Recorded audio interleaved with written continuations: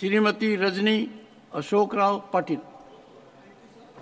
Through you, I would like to ask very pointed question to Honorable Minister. Why is the number of beneficiaries of PM Kisan Yojana reduced by 67% from 2019 to 2022? Honorable Minister. माननीय सभापति जी, जैसा कि PM किसान सम्मान निधि एक बहुत महत्वपूर्ण scheme प्रधानमंत्री नरेंद्र मोदी जी ने शुरू की और पहली बार पीएम किसान योजना प्रारंभ हुई और 2019 के अंदर जो प्रारंभ हुई तो लगभग उसके अंदर किसान सम्मान निधि के तौर पर 3 किस्तों के अंदर 4 किस्त के अंदर ये पैसा किसान सम्मान निधि का 3 किस्त में किसान के अकाउंट में 6,000 रुपये जाता है। और इसमें जैसा कि माननीय सदस्य ने स्पेसिफिक प्रश्न पूछा है कि इसमें सदस्यों की कम होना, मुझे लगता है कि इसके अंदर जो पीएम किसान सम्मान निधि है। Honourable minister, honourable member is specific that there has been reduction of 60% in the beneficiary list. Respond to that.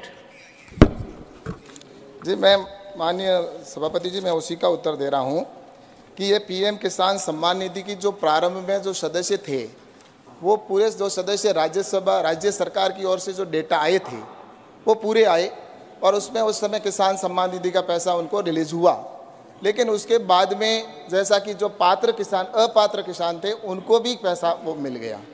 उसके बाद में हमने आधार से लिंक किया, उस आधार लिंक की वजह से कुछ नाम कम हुए और उसके बाद में हमने उसको KYC के माध्यम से जोड़ा ताकि फेस ऑथेंटिकेशन से भी उनका किया गया।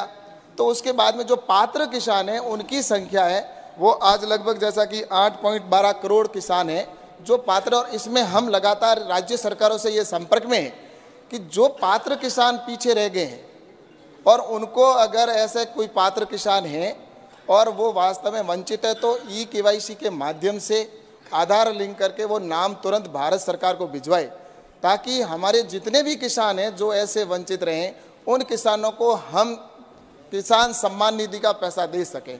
तो मेरा आपसे आपके माध्यम से यही कहना है। माननीय मंत्री जी, माननीय सदस्य ने पूछा है कि पहले लाभार्थियों की संख्या ज्यादा थी और माननीय सदस्य ने कहा है कि यह संख्या में गिरावट 67% की आई है।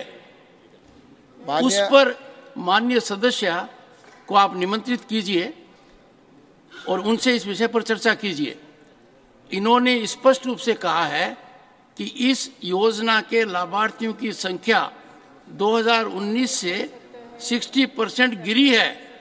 माननीय सभापति जी, इसमें 60% की गिरावट नहीं आई है। 11 करोड़ किसानों तक गया था, अभी 8.8 करोड़ और 12 लाख किसानों को मिल रहा है। तो परसेंटेज इतना नहीं है, लेकिन the honorable minister will invite you to his chamber and then you can come back to the house. Okay, sir. मैं अमन Yes. होगा। हमको कैसा मालूम?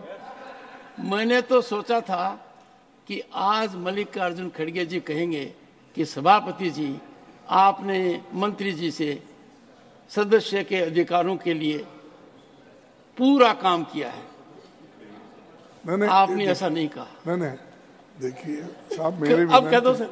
नहीं, मेरी विनती है कि वो दोनों जाकर एक दूसरे का समाधान निकालने के बजाय तो पूरे सदन को मालूम होना चाहिए कि ये 5 साल में क्यों ये बेनिफिशरीज की संख्या कम हो गई, उसका कारण क्या है ये पूछ रहे।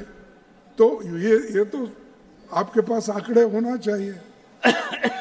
माननीय मंत्री जी ने आंकड़े दिए हैं, ऐसा नहीं है। और what is alarming from her question is decline of 67%, which prima facie does not appear to be acceptable. Therefore, to find a way out, और उसमें आपका लंबा सार्वजनिक राजनीतिक संसदीय जीवन मेरे सामने है कि इस मामलों का हल निकालने का रास्ता होना चाहिए। तो वो माननीय सदस्य को आमंत्रित करेंगे and then she will come back to the house. Your chairman will find a method to keep the house in loop. आखिर मैं कृषक पुत्र हूं सर। किसान का हित तो मेरे दिल में है।